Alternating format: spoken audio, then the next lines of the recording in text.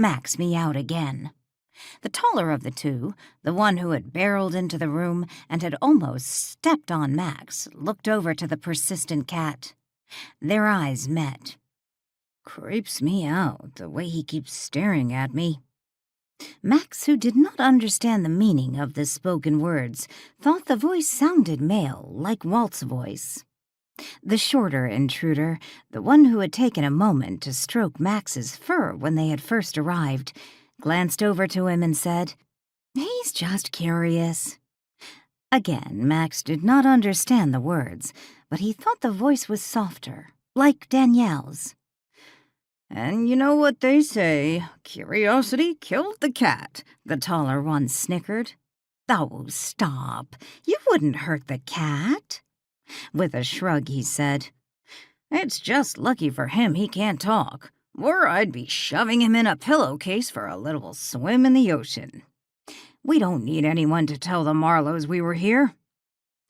"I doubt the cat will tell anyone about us, and you might as well get used to him.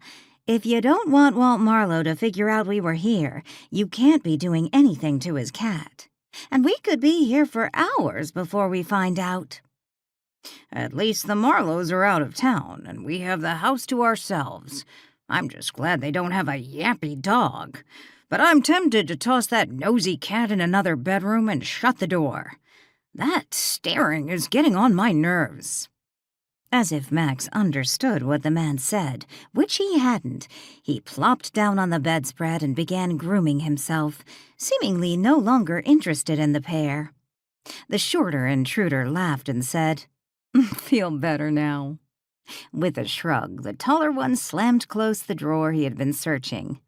Resting balled fists on his waist, he glanced around the room. "I don't think it's in here." "We still have the downstairs to go through. And I told you, I bet it's in the library." "We were told Marlow does his writing up here. I just figured this is where he'd keep it." The shorter intruder glanced around the room and then fixed a stare on one wall. "Before we leave, I want to check out that hidden staircase." "Where do you figure the door is?" "Not sure. But according to an article I read, there's a hidden panel in one of the inside walls. Maybe we'll find what we're looking for stashed in the hidden staircase." As the shorter intruder looked for the hidden panel, her companion walked over to the window. They had been careful to avoid going near it, not wanting a neighbor to notice someone in the house.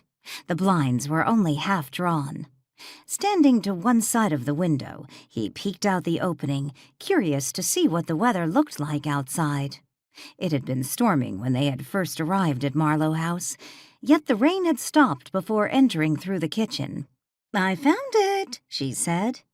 "Crap," he cursed under his breath, still peering out the window. With a frown, she turned to him and asked, "What's wrong?" "Someone just pulled up in front of the house," he said.